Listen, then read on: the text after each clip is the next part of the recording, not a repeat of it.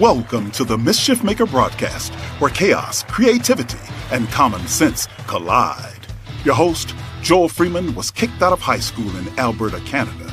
He left home at 17 and hitchhiked around North America as a long-haired hippie and dope-smoking fool. He made a 180-degree change, becoming one of the first chaplains in the history of the NBA.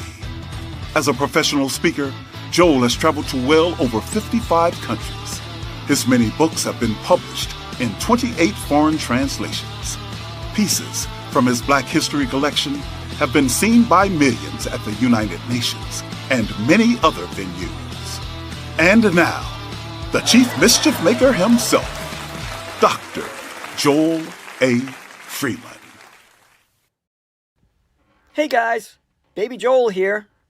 Hey, last night I accidentally handed my sister a glue stick instead of chapstick. She still hasn't talked to me. So there we have it. Baby Joel speaks. Today, whenever you're watching this, those live, welcome everyone. We have a very special show for you. We're going to talk about addictions. We're going to talk about the recovery process. We're going to talk with a gentleman by the name of Darryl Colbert, a dear friend, and he's going to share openly, honestly about the things that he has dealt with in his own life.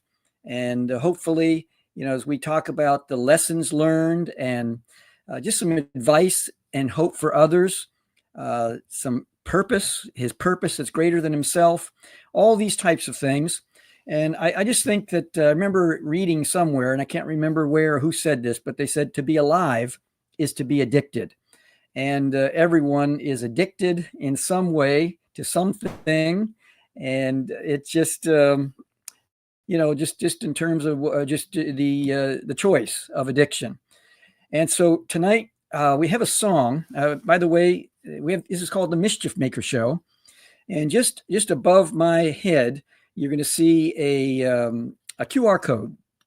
And if you're on your laptop or desktop, pull your cell phone out and just go to put your camera on, and then you'll see a little button come up on your camera, and then just click it, and it'll take you straight to chiefmischiefmaker.com.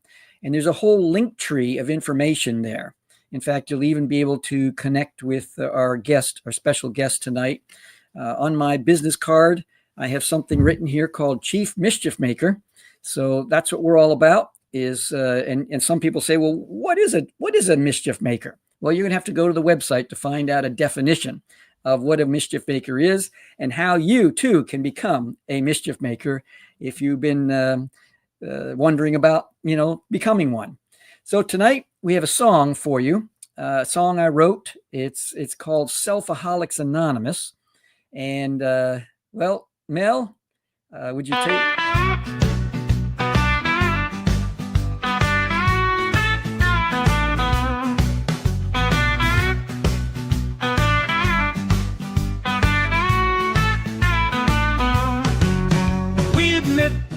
Powerless over self-absorption, our lives unmanageable, drowning in distortion.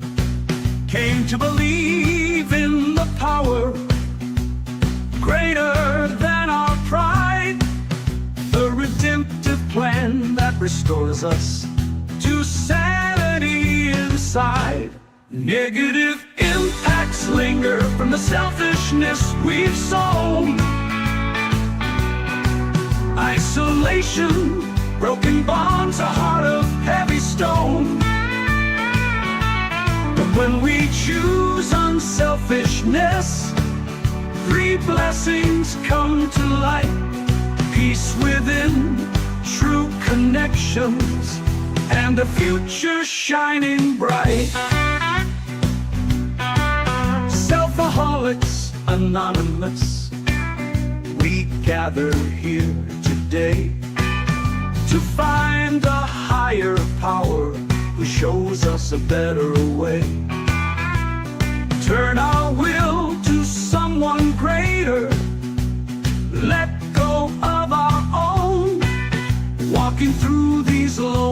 steps. We're never alone. Negative impacts linger from the selfishness we've sown. Isolation, broken bonds, a heart of heavy stone. But when we choose unselfishness, three blessings come to light. Peace within, true connections, and a future shining bright.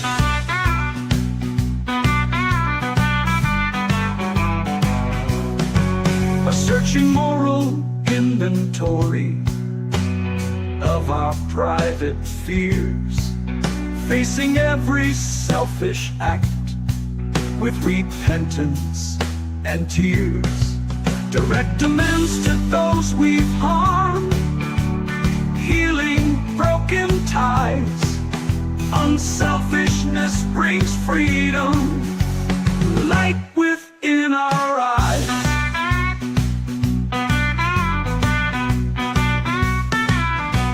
So let's continue seeking a life beyond our needs. Unselfishness, a journey planting humble seeds.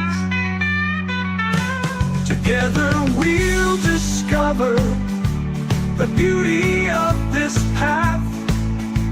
Selfaholics Anonymous, reclaiming what we lack. What we lack, reclaiming what we lack.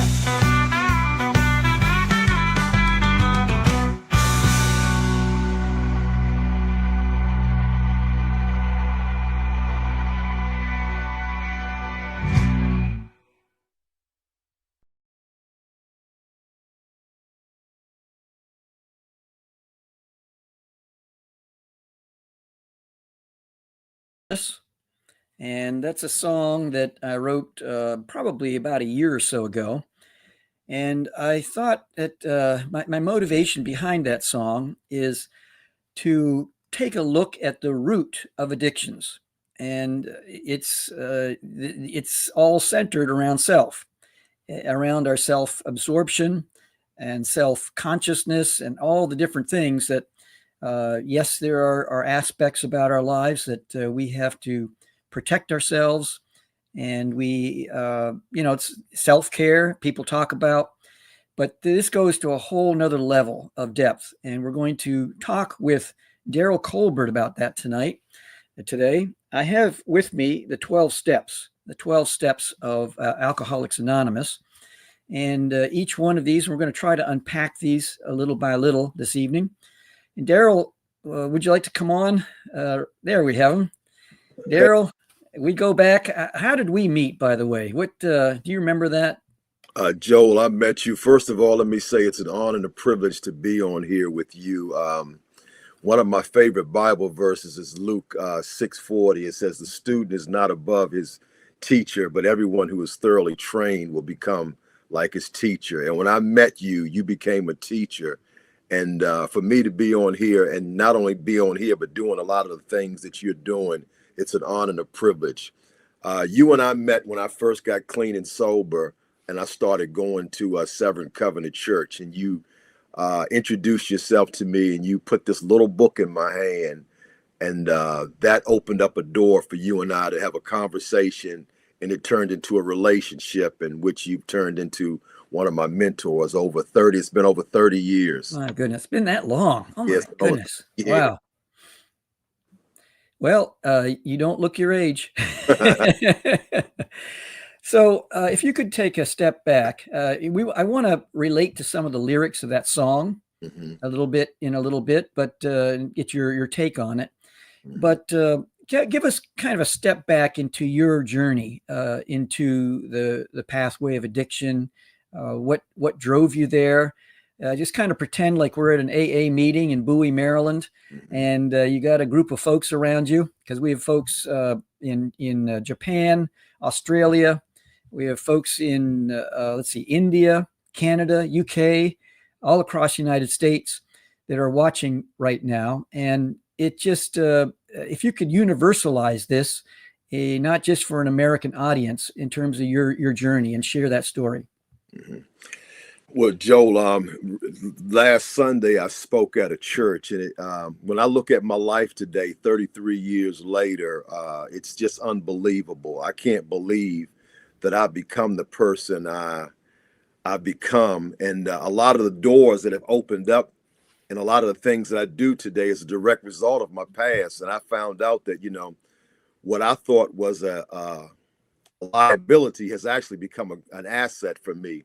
So I'm speaking at this church, and they read my bio, and I'm a retired investigator. They talk about that. I'm a former triathlete, founder of a nonprofit organization, working with youth in Washington, D.C.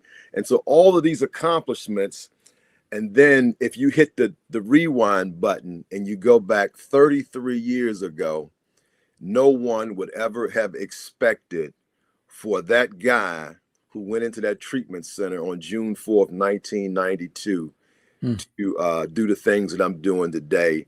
And it's I was introduced to drugs and alcohol at a very young age. And I can remember growing up as a kid, I was always around it, people drinking, people getting high. And what I was mostly attracted to, Joel, was the laughter. It seemed like everything that was associated with drugs and alcohol, the laughter, the music, and the good times. So at 12 years old, I'm in this basement in Washington, D.C., and this guy rolls up a joint of marijuana, and he says, "If you're Gerard's nephew, I know you get high." And man, I was a 12-year-old punk kid, but because of my uncle and my environment and just some of the things that were going on around me as a kid, this guy automatically assumed I was getting high. And I smoked that joint of marijuana, Joel, and I didn't realize that one decision was going to suck the next 14 years of my life from me. I didn't realize that one decision of smoking marijuana was going to cost me my education and anything of value. And when I was 14, that same guy, he OD'd shooting dope. They found him laying in an alley in Washington, D.C. And as a 14-year-old kid, I took a vow. I said, I'm never going to use heroin. And heroin became my drug of choice. And what I've learned through that process, from the time I was 12 until the time I was introduced to that drug that I swore I would never use, until ended up going into treatment, what I learned was I created this lifestyle. And some people have these bends towards stuff, and they say, maybe God created me this way. And I don't believe God creates us with a bend or a defect. I believe, for me, I was exposed to marijuana. I partook of it and started out on this quest, and it turned into a lifestyle for me. And in the beginning, I had a lot of fun, all of the things that associated with, drugs and that lifestyle, money sometimes, girls, partying, a lot of laughter. And somewhere along the line, I crossed this line where it was no longer about the fun anymore. It was like I had to put something in my system. I woke up in the morning putting stuff in my system. I went to bed or passed out a lot of times trying to put stuff in my system. And I can remember just trying to every day. And I was the type of drug addict that I started out with marijuana. And I tell young kids today, marijuana is a gateway drug. I've been in recovery for 33 years, and I've yet to find one person in recovery who just smokes marijuana. And that's it. You always end up doing something else. And so I start smoking marijuana. And then eventually, I get out of high school, I'm smoking PCP, I'm taking acid, smoking hash, taking pills, drinking. I'm just doing all of those things. And man, I'm having a good time. But somewhere along the line, in my early 20s, I was introduced to heroin. And that was a game changer for me, because with the PCP and the other stuff, I would do it and I enjoyed doing it. But when I went to heroin, when I stopped doing it, I got sick. I had to have it, and so doing that, And then eventually I got to a place where I wanted to get off of it. So I started drinking more. And I went back to smoking PCP and taking acid and taking pills. And that's when things really got out of control for me. For so long, I was able to go to work. I was able to do things. But when that transition, trying to get off of heroin and drinking, I just started spiraling out of control. I became very depressed. And by that time, I'm living with my grandmother and I'm tearing up her house. I would have these fits of rages under alcohol where I would kick holes in the wall. If I was, using dope, I would be nodding out and dropping lit cigarettes on the carpet and the furniture. And it just became a mess. And my family was wondering my grandmother used to wonder, was she going to walk in the house and find me dead of a drug overdose? And so I got to a place where I became a burden to my family because of my antics. And now I didn't take anything from anybody or anything like that, but just watching me just falling apart, just falling all over the house, falling up the stairs, falling down the stairs. I remember one time I was smoking PCP and I would be running around the house, screaming and hollering out in the yard, or my grandmother would come home with guests and I'd be stretched out in the floor. And I remember one time I stood up right while she has guests in the house and I'm trying to urinate in the living room floor. So I was embarrassing my family, embarrassing a lot of people. And I didn't know how to stop. I couldn't stop. As much as I would try to stop, I remember I had this little black porcelain pipe with it was black, but had with a dragon on it. And I remember coming home one night and I just said, man, I'm done with drugs. I'm done with this. And I throw the pipe down in the woods. And the next day I'm down there in the woods looking for the pipe. I mean, it was just like that. I've broken promises so many times. I tried to go from white liquor to dark liquor, from marijuana. And my grandmother used to always say, Darryl, why don't you just smoke marijuana? It seems like marijuana doesn't bother people, but that's not how I used. I put anything. Once I got under the influence of something, if you gave me this, I put it in my system. I took pills, Joel, that I had no idea what they were. I had this pill book that I found. And if I went to someone's house, I would take pills out of there and I would read all of the side effects. Dizziness, I can handle that. Causes vomiting. If I felt like I could handle the side effects, I would take those pills to see if I would go up or if I would go down. And I can remember taking pills where one time I took these pills and my ears rang so bad, I couldn't get any relief. I just had to keep pressing my hands in my ear like that. And I got up the next morning and I looked at those leftover pills. I was like, nah, it couldn't have been those pills. And I took them again and the same thing. I've taken pills, like a handful of pills, and I end up throwing them all up, and there's this mess with these undigested pills in there. And the drug addict I was, that didn't deter me. I tried to put them back down in me again. I mean, it was just out of control. And eventually I became so obsessed with death. And Jimi Hendrix, Janis Joplin, Jim Morrison, they were my idols. By this time, I'm 26 years old and I'm just like, I'm falling apart. And I just felt like, man, I wanted to die at 27 like they did. And I was on this path and I was watching how Judy Garland died of an overdose of alcohol and sleeping pills. And I can remember going to this doctor and said, I'm having trouble sleeping. And I took a bunch of these pills and drank some alcohol. I had half a gallon of Jose Cuervo tequila. And I'm drinking and taking these pills with the intent that, this pain, this problem is going to go away. And I can remember I didn't die. And I got up and I did it again another time. And I can remember the second time I'm shaking my fist at God, if you don't let me die, just let me go into a coma. I just wanted some relief from this mess I had made of my life. And my family was just on me so bad. And so because I was so obsessed with death, I used to sit in my room and listen to this song by The Doors. It's called This Is the End, My Only Friend. And I would turn that song up so loud and I would just play it. And I was just obsessed with death. And my family did an intervention and they were trying to get me committed to the psych ward. And I said, I'll go to treatment. And when I made that decision to go to treatment, I thought I was doing them a big favor. I didn't realize I was putting myself on this path where my life was going to radically be changed and transformed. So June 4th, 1992. Can you share a little bit about the intervention? How did that happen? They were just tired of me tearing up my grandmother's house. At that point, my parents were telling my grandmother to put me out. Other family members were so upset with me because of the way I was doing in my grandmother's house. I was bringing all of these people to her house all of the time, and it was just a mess.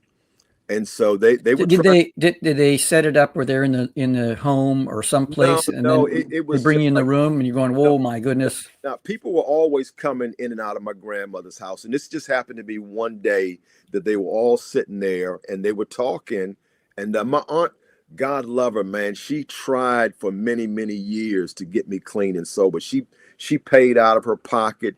She took time away from her own daughter, running me back and forth to outpatient programs. And I would go there and I would be drinking. And it broke my aunt's heart because I was so arrogant. I was just a mess. And so this one particular time, it's just like everything lined up. The people were there. And at this point, I was starting, and that's when my family realized it was something going, because I never miss work. And they started seeing that I was starting to miss work. And that's when they really, put some pressure. I don't want to say pressure on me. They really tried to convince me to do something. And I decided to go to treatment. And I can remember initially I was going to go to an outpatient program. And my aunt and this gentleman took me there. And this person is intake or whatever. And they're talking about what outpatient would look like. And they said, do you think you can go home and not use? And I said, I'll try. And that didn't work. And so at this point, I think my aunt called my insurance company and found out that I could go into this treatment center, and I would be there for 20 days. So, and you were there for 20 days. I was how old were you at this point? I was 26, Joel. I was 14 years after your first joint. Yep. I was 26 years old. And I was 20. I went in there on the 4th, and June 26th, I would have turned 27. So I got in there right before I turned 27 years old. And literally a couple of days after I got out of treatment, I turned 27. And while I was in that treatment center, it was during the height of the crack epidemic in Washington, D.C. And I never smoked crack. And so most of the people in there were talking about the things that they lost. And I couldn't relate to that because I had a truck, I had a motorcycle, I had a government job. And but there was a counselor who said something that really got my attention, made me look at myself. My whole identity was always wrapped up in my things. And so when it was my turn to share, I would talk about my stuff. This counselor said, Darryl, let's stop talking about your things and let's talk about you. And when she said that, it just like this whole thing opened up where this tape just started playing very fast. And I just started looking at my life. And I was like, wow, I'm 26, getting ready to turn 27. And I don't have any social skills. I don't know how to write a check. I don't know. I was living with my grandmother. I would give her cash money and she paid all my bills for me. So I didn't know how to write a check. I didn't know how to address an envelope. I didn't know how much a stamp cost. Just the basic stuff that somebody my age should have had. And then I looked at the fact that I didn't do good in school. What little I could read, I didn't understand. I was just looking at my life and it was like, man, how do I get out of this? And one of the things that they talked about was total abstinence. And Joel, I didn't know if I could not put something, because even as a kid, if I couldn't find any marijuana or something, I would take Benadryl, because Benadryl makes you a little loopy. I mean, I was that type of drug addict. So when they're saying this is a program of total abstinence, I didn't know if I was capable of doing that. And I didn't know how I was going to put my life together. But while I was in that treatment center, they had some suggestions, go to meetings, get a sponsor, work the steps. And I had all these earrings in my ear, this toothpick in my mouth. I had all these tattoos. And I can remember when I left out of there, one of the counselors, she said, Darryl, if you ever forget you're a drug addict, just look at your arms. Normal people don't get liquor labels and marijuana labels tattooed all over their body. And it was just things like that that just really made me look at, not only did I make a mess of my life, but I created this image of this person that I didn't want to be anymore. There's it has been said that cocaine is more of a mental addiction, heroin a physical condition, that is just addiction, that it just takes over you physically. What's the truth? What's the error in that? Well, I know for me, like with heroin, I would get diarrhea if I didn't use it. My stomach would be all jacked up. I would, it's an undescribable feeling. And it was messing my body up because the cut in it makes you itch.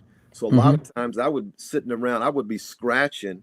And the next thing I know, I look at my hands were bleeding because I'd broken my skin. Or it makes you throw up. And I would throw up so much that my esophagus was messed. And there were times that before I even put it in my system, my body would start reacting as if it knew what was going to happen when I put this in my system. And even with the drinking, when I started drinking, I drank so much, even though it was a short period of time. When I tried to stop drinking, I got very sick. And my aunt took me to the doctor. They kept running all these tests. They couldn't figure out anything that was going on. And I remember sitting in the doctor's office and he's just scratching his head trying to figure out why I'm shaking so bad. It was a mess. And then my aunt said, why don't you tell him you were trying to stop drinking? And when I said that, Joe, he hit the desk. He says, you're having DTs, you're having withdrawals from alcohol. And so, I mean, it messed me up very bad. I was shaking and I didn't know what it was, And then there's cross addictions, right? Where you can be 6 months, you haven't had any cocaine. Yep. And then you're drinking. So I don't have a problem with cocaine. And then you go 6-8 months and then you flip it. You're not doing any alcohol too much, but then now you're back on cocaine again. I don't have a drinking problem. Is that kind of, was that part of your journey? Oh, yeah, absolutely. Absolutely. And sometimes I would leave one thing alone or two things alone or three things alone. And my aunt or somebody in my family would say, I don't think you should be doing that. And it would always lead me back to my drug of choice. And I had a friend of mine. I would be at his house sometimes and we would be just eating pills and smoking and doing everything. And sometimes we would stand up and pills would be like in the crease of our clothes. And his wife used to say, one of these days I'm gonna come in here and find one of you all dead. And I got clean and sober, and he tried to come to some meetings, but he was determined he was not going to stop smoking marijuana. And the marijuana always took him back to heroin, and he died. His wife came in and found him dead of a drug overdose. Wow. We're going to take a break now to get a message from our sponsor, the Rosetta Universe. And so, Mel, if we could play that right now. When we come back, we're going to talk about lessons learned and the recovery process.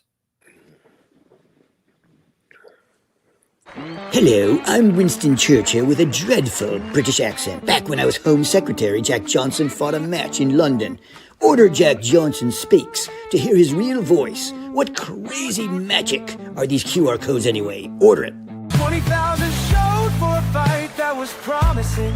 July 4th would go down as timeless. To talk about it, I'd be honored. But why listen to me when you can hear it straight from Jack Johnson? The 15th round right now in his own voice.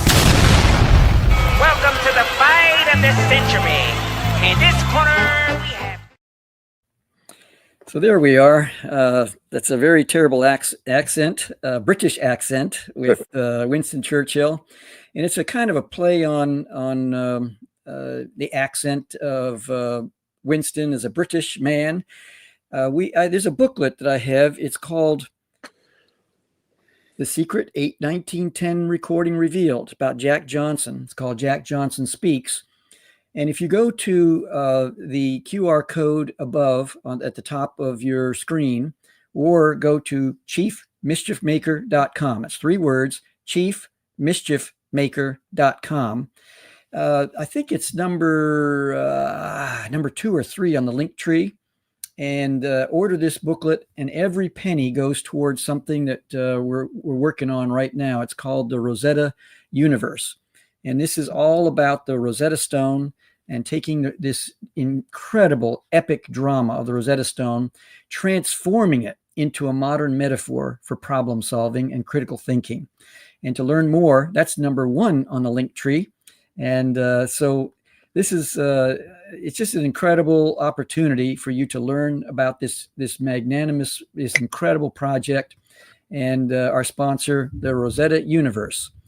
So, Darryl, you've just shared. I've been in meetings where you've spoken and shared about your journey in going the downward path.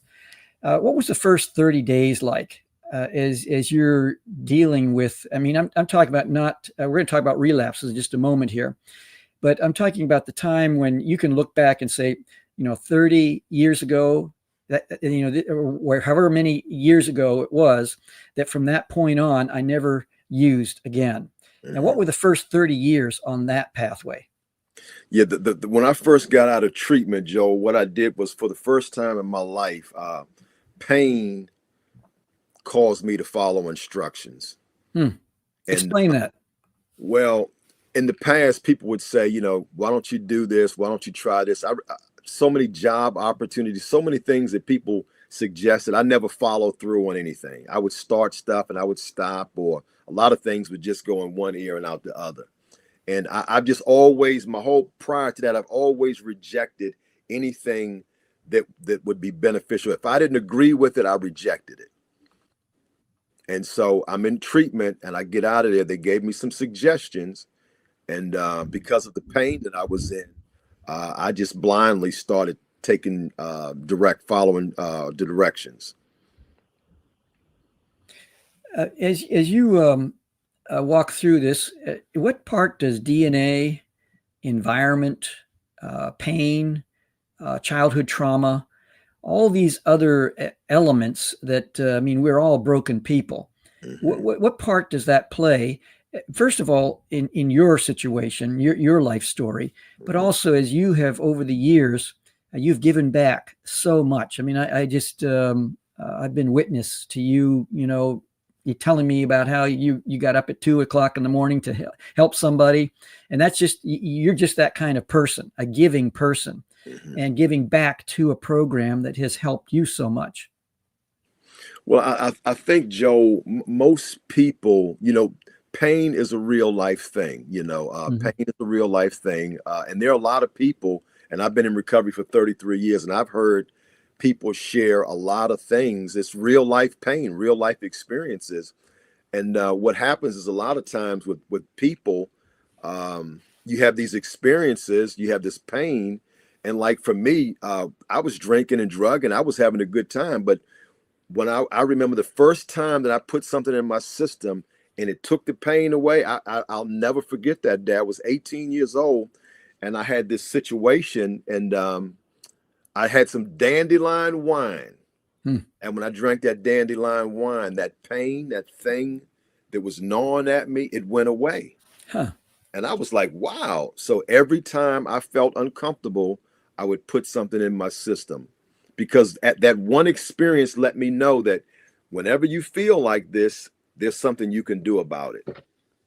And so that's what happens with a lot of people. They have an experience, they try something, or sometimes it's people who I've seen people who are older people who wait till they get older and they start hanging out with a different group of people, and somebody said, here, try this. And then the next thing you know, they got this wonderful life. And then all of a sudden they find themselves in the throes of addiction. So it's so many different ways that people can get involved and become addicted to drugs and alcohol. Pain is one way, but it's not the only way. Because I know some people who just had great lives and they just tried something, they took of it like me, and it just became this thing that they just couldn't stop doing. I remember talking to one gentleman who's no longer with us. I think he passed away when he was 95 or something like that. But he was a legend in the Maryland area in AA. Harold Hill. And he was mentioning one time, as we were talking about his journey, is that he said the first time he drank alcohol, it's like it just took over him. And he said someone else could have the same drink, and it wouldn't impact. It just kind of hit him in the solar plexus, like, this is what I'm going to do, and it whatever happened, and he believed it was part of his DNA. He had a predilection toward alcohol, where another person in the same room may not. And your thoughts on that? Yeah, it's the same thing. I've just seen, like, a friend of mine who was a Catholic priest, and the same thing. Military, had one glass of wine, and the next thing you know, he's smoking PCP, and he was in his 40s. My goodness. Huh. So and he said he went from being this Catholic priest who was a pillar in his community to going out drinking and wrecking cars and pulling the sheets out of the books. Back then, he said to sign the cars out. I mean, it was quick for him. So it just happened so many different ways. I don't think you can really pinpoint any one way that things happen. People just end up partaking of it, and it just can go south fast, slowly. Yeah. We have Dom here, Dom Cavalio. We're going to get to him in just a moment. The song called, the whole idea of Selfaholics Anonymous. Can you talk to that and any of the lyrics in that song and how it relates to everything that we're talking about? Some of the things in there talked about, the big word was pride. It talked about pride. And that's a big thing for me, to have had to ask for help. I mean, as a man, and the reputation I had, and who I thought I was, to ask somebody to admit defeat. And the first step, it talks about being powerless. Who wants to acknowledge that they're powerless about anything, And so it takes a lot of humility and pride. And a lot of this stuff, the song is just spot on. But the key thing is talks about the pride. So you're talking, what we were talking the other day, you're talking about aholic. Can you break that word down? Alcoholic? Yeah. Alcoholic? When you asked me that, I looked up, and the suffix aholic, or sometimes it says alcoholic. I mean, aholic is used to indicate an addiction or excessive fondness for something. It is often used playfully to describe someone who is obsessed with a particular activity or a thing. For example, a workaholic, someone who's addicted to work; a chocoholic, someone who's addicted to chocolate. And then it talks about one who feels compulsively the need to do something, one who likes something to excess. And that's how it was for me. It starts off that way, and then it just gets out of control, where you're doing something to excess, even though you don't want to do it. You can't stop doing it. So Dom is saying, what was the most difficult thing about being straight after all those years of addiction? Could I add something to that? Yep, absolutely. I've heard of people becoming a dry drunk, or a dry, dry drunk. Yeah, that they still have a nasty attitude and everything else. Yeah.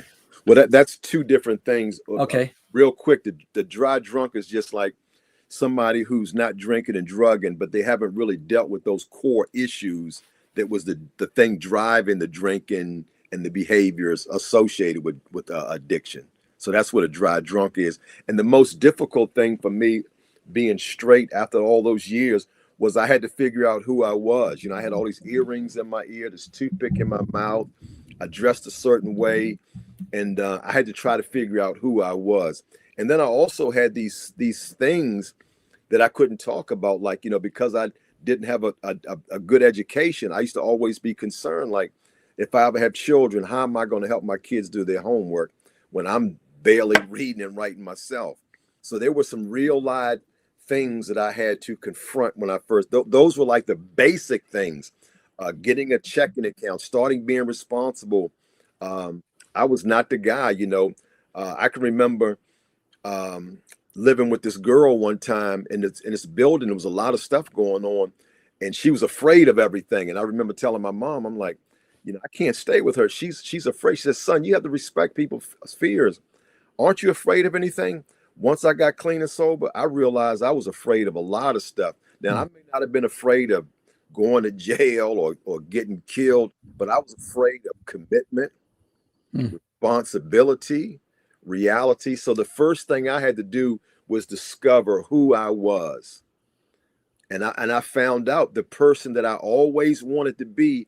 I became that person without doing any work. It's like I removed the drugs and the alcohol and all of these good qualities, things that I didn't even know were inside of me. Now, one of the things, I was a very selfish person, talk about selfaholics. It was always about me. If I did something for somebody, it was because I thought I could get something back tenfold, physically or financially. So this new person that I became in recovery, man, I love doing stuff for people. And I also found out that I wasn't dumb. I just never tried. So I love writing. I love reading today. Everything that drugs and alcohol took from me, I've been able to recapture over the 30-some years, to be able to sit down with my children, who both of them have graduated from college, and make grammatical corrections on their papers, all of those things. And one of the things, I've always been very shy, very insecure, because of I had this perception of myself. And over the years, I've this confidence, not so much. And I believe there's a very thin line between confidence and arrogance. And I've been able to become confident. I travel all around the country, all around the world. I've spoken to hundreds of thousands of people. And I'm just okay. I love being who I am today, So there are different ideas of recovery. You get the 12-step program, Celebrate Recovery. There's a number of approaches. What is the methodology that's worked for you, and seeing, what would you say to someone who is maybe listening or watching this and saying, it's time for me to make a step? Yeah. One of the things, in recovery, you can't, I don't really have the right to tell anybody that they're a drug addict or an alcoholic or foodaholic or workaholic. Now, what I can do is observe somebody's behaviors. And if I have a relationship with them, I can share my experience, strength, and hope with them and make myself available. But I'm thoroughly convinced, after 33 years in this program, that's something that you have to determine on your own. Because and I've seen people who get DWIs, lose jobs. The wife says they're going to leave, and they run into the rooms with the intent that they're going to save something. And most of those people don't stick around. If you're not, getting into recovery for yourself, it's not going to work. Now, there's a small portion of people, like for me, I went to treatment for all of the wrong reasons. I didn't have a desire to stop drinking and drugging. But when I got there, I heard something. There are a small portion of people that you can say, hey, I think you have a problem. Why don't you do this? And they'll take that advice, and it can change their life. But for the most part, most people have to come to that conclusion on their own. And here's the thing that's so crazy about addiction, Joel. You can have a DWI and come out of this humiliated, court costs, attorney fees. And, clearly the reason why you got your DWI is because you were drinking, or you could lose a job. And then there's something in us. We have this built-in forgetter that will cause us to go back to that same thing that has caused us pain. And I heard in recovery, someone said, the human mind, the way that God designed it, we can't remember pain to the exact extent that we experience it, because if we did, there'd never be a second child born. Hear a lot of women who have babies, and they say, oh man, it was the most painful experience of my life. And the next thing you know, there's four children later. Wow.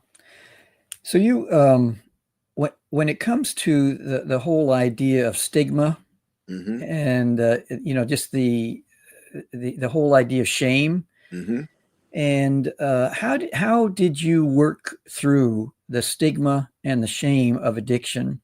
both internally, the guilt, the little voice talking to you, and then externally, the judgment that people might have of you because they saw you, they knew you, they observed you. Yeah. And I think initially, early on in recovery, I wasn't comfortable talking about it. And I went for periods of times where, I would go to meetings in other areas because I didn't want anybody to see me. I would go to meetings an hour from my house. But after a while, when I started seeing the benefits of recovery, the shame went away. Mm-hmm. And once I started realizing that, my past is able to help other people, I saw it as an asset. A lot of times when I go places and I speak, I lead with my story because it has connected me more with people than my wrestling background, than my being a triathlete, all of those things. It's my addiction because most people have something that we think about more than we should think about it. And I can remember when I stopped smoking cigarettes, I found myself obsessing over food, eating. So I started going to OA meetings, and I would go into meetings and I heard a story one time where a young lady would say she would be in her bedroom and her headboard had claw marks on it because she would be holding on to it so tight, knowing that if I let this headboard go, I'm going to go. And I experienced some of that with food where I would eat and want to make myself throw up. And so I understand that, there's always something that's going to promise if you do this, it'll make you feel this way. It'll take the edge off, and it never delivers. How do you define sobriety today? When you think about, is it abstinence from substances, alcohol, whatever, or is it something deeper? Well, the word sober means of sound mind. Mm-hmm. And the second step in recovery talks about being restored to sanity. So for me, I think about when I think about being sober, I think about being in my right mind today. The fact that I know what's right, I know what's wrong, that when I do the wrong thing, I don't feel good about it. And I know that when I do the wrong thing, it creates this division between me and my fellow man. So I think when I think about sobriety, it's not just the drinking and drugging, because that's where you talked about the drunk. Mm-hmm. It's about having sober judgment. It's about making good choices. It's about being a part of the solution, not a part of the problem. Yeah, it's in some ways, we get ourselves into a problem by making bad choices, and we get ourselves, it might be 30, 40, 50, 100 bad choices. Mm-hmm. And we get out of it by making positive choices, in moving. And it's not just one choice, it's a series of choices. In my background and, my PhD in psychology, I've talked with a lot of people. Mm-hmm. And there's no quick fix. If someone is 30 years of age and they've spent 25 of those years moving in a particular direction, mm-hmm. it's going to take a while to move this out. And there are stories of instant change and never a desire again. And I'm happy for those individuals, but for the most part, in my experience, it's been a lifelong process and a commitment and decision daily. Hourly and minute by minute. and it's two things, Joel. One is that even though I haven't had a drink in 33 years, mm-hmm. when I go into a restaurant where most people are looking for the bathroom, looking for the food, I don't know why it is, but my head, it'll stop right on wine. I don't even drink wine. Or if I'm somewhere and there's a bar area and all mm-hmm. the different colors, I'm drawn to it like a magnet. It even without putting it in my system, it does something to me. Now, I don't have a compulsion or a desire or this longing or craving, but when I'm in its presence, I'm very well aware of it. When I was working in the city, I would walk through alleys working and I would see a Ziploc bag on the ground. Mm-hmm. It would stop me in my tracks, So when I'm in the presence of it, if I smell it in the air, if I'm driving, I smell marijuana, my antennas go up. Mm-hmm. And the other thing, one of the benefits of recovery is that when I had so many excuses as to why I was the way I was, why I drank and drug. And one of the biggest things in recovery is that I take responsibility for my behaviors today. Even when I do something that I'm not pleased with, I know that there's great value in accepting responsibility. Now, you still have to deal with the consequences, but I don't have that shame and that guilt and beating myself up. And I had an example one time where I was at work and I did something that was inappropriate, and they called me in there, and all these supervisors, and they asked me, did I do it? And they knew me when I was drinking and drugging. And I said, yep, I did it. And I said, if I offended anybody, please forgive me. And it was like they didn't even know how to respond to that. But I was okay with, I accepted the response. And even today, I'm okay with accepting the responsibility when I do the wrong thing. And that's a great, great thing to be able to do that. And a lot of people can't do it. Now, if someone does have, let's say, the liberty, using that term, the liberty to drink, and they feel no compulsion, it's not something that's overtaking them, and they have a glass of wine or two with their dinner, and maybe a beer when they come home. Talk about the liberty to drink, and then the liberty to not drink when in the presence of someone that they know has a problem, is challenged by this. Yeah. Well, one of the Bible verses, because sometimes people know I'm in recovery and they'll ask me, what is your thought on drinking or smoking or whatever?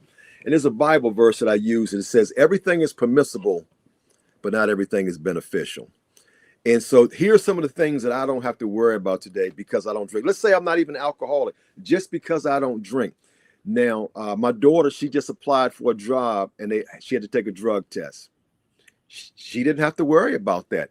Every job I had, when I would go through the process, I would ask them, do you require drug or alcohol? Yep. This is not the job for me. So today, because I don't drink, I don't have to worry about that. When I get behind the wheel of a car, I don't have to worry about getting pulled over. And if I do get pulled over, so there's so many benefits that come from not drinking. But there are people who drink responsibly. And that's okay. That's just not my story. But I think sometimes when people start asking other people about their drinking, then maybe that's something inside of them, like maybe I need to talk to somebody about that. But there's nothing, I mean, alcohol, if you can drink it, and you can be, the commercials say it all the time, drink responsibly. And there is a large population of people who drink responsibly. They come home after a hard day of work, they have a glass of wine, they have a beer or something, they mind their business. But then there's other people like me that it doesn't work that way. I can't drink responsibly, never could. Yeah, my story real quickly, as a young kid, I left home when I was 17, hitchhiked all around North America, long-haired hippie, like I say in the intro, a dope smoking fool. Right. I never did anything harder than hash. And I had opportunities to do harder drugs, but it was repulsive to me. Now, if I had continued, then perhaps I'd have a story similar to yours. I don't know. But I decided when, I became a chaplain in the NBA, and I decided that I just wasn't going to drink. And I'm a teetotaler, but it isn't a legalistic type of thing to me, because when I'm around people all the time, we got to dinner and they order a beer, a wine, or whatever, I have no problems with that. When someone asks me, do you want to have a beer? It's just like as if someone was saying, do you want to play ping pong right now? Or I want to shoot pool. No, I don't feel like it right now. Okay. It's with the same attitude that I say, no, I don't want a glass of beer or wine. And so that's just my story. And the big part of it, I think, is that if I had a Bud Light in my hand, and I was just nursing that at a picnic or something like that, or some get together, I don't know who in that group is looking at me and saying, whoa, okay. And then it might be permission to them. And I'm not trying to put myself on a high horse at all, but it just gives them permission that they, maybe is what they need, the nudge. And who knows what their DNA is, who knows what their predilection is, who knows all that stuff that we've already tried to figure out. And I just don't want that responsibility. So that's just a decision my wife and I have made. And this church I spoke at last week, a guy came to me. He said, "Man, I've never heard anybody say they've been clean as long as me." He says, "Every now and then I drink a beer. I think Coke was his drug of choice, but he says, he started a business. He's been doing this every now and then I drink a beer. I didn't try to go back and forth with him, or if he can do that, I take my hat off to him. But I just know for me, I can't do that." We have Barbara here, Barbara Terrell. What was the harder to deal with, the internal feelings of guilt or the outward feeling of shame, exclusion, and the judgment of others?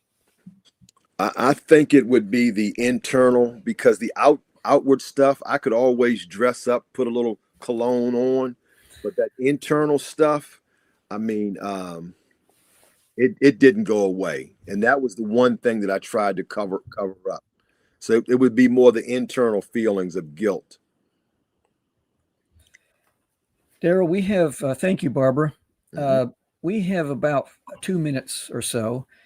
If you could close out and just, I guess, just talk to people who are watching this moment or listening, and just heart to heart, just tell them, just speak to them, whether it's someone that is dealing with someone who's addicted or someone who is struggling with addiction.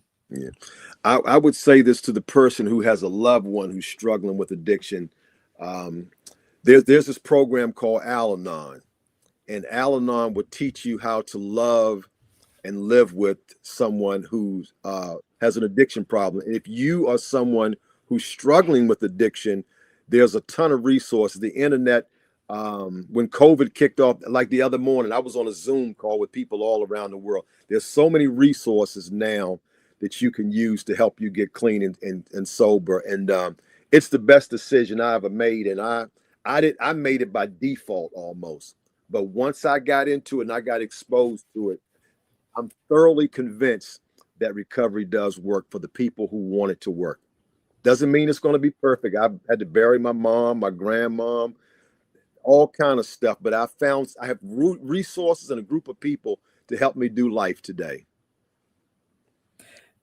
You in the 12-step program is talking about a higher power. Got 30 seconds. Well, you need to find something that's greater than yourself. Prior to me coming in recovery, I didn't think there was anything greater than me. I was a legend in my own mind. But I have come to find out that there is this power out there that loves me, that died for me, and wants me to have this abundant life. And I've embraced it. And as a result of that, I've been radically transformed. And I don't believe that drugs and alcohol was God's will for me, but he used drugs and alcohol to bring me to a place where I could have a relationship with him. I'll tell you, Darryl, I love being around people who are in the recovery process, because they're some of the most honest people in the world, because they know that if things, in any time, any moment, they could relapse and it could be over. And it just, and they have to have absolute honesty. There's nothing hidden, no lies, no of the subterfuge. Can't do it. And I love being around people like that. 1 second. My first sponsor in AA, he said, "Darryl, I know heroin is your drug of choice." He says, "Because we use to cover up our feelings." He said, "I would consider if you ate a handful of dirt with the intention of changing the way you felt, I would consider that a relapse." So I have to realize that I can't put anything in my system with the intent to change the way I feel, because if I do, I got to change my sobriety date. Yeah. That's very humbling to know that I'm one decision away from losing everything I've worked for these last 33 years. And I would say about a higher power, do you want a dead one or a live one? Oh, definitely want a live one. There's no power in dead things. Our time is up. Darryl, thank you so much. This has gone far too quickly. I want to tease tomorrow, next week's show. If we could put that, this is George Robertson, a dear friend. We're going to talk about business partner blues. Business partner blues. You don't want to miss next week's program. You just don't want to miss it. Anyway, thank you so much. And now we're going to go to our outro and ebity. That's all, folks. You have just experienced another episode of the Mischief Maker broadcast. Hit the subscribe button. Connect at chiefmischiefmaker.com. Thanks for coming along for the ride. And hopefully, you are now a bit closer to becoming a mischief maker in your part of the world.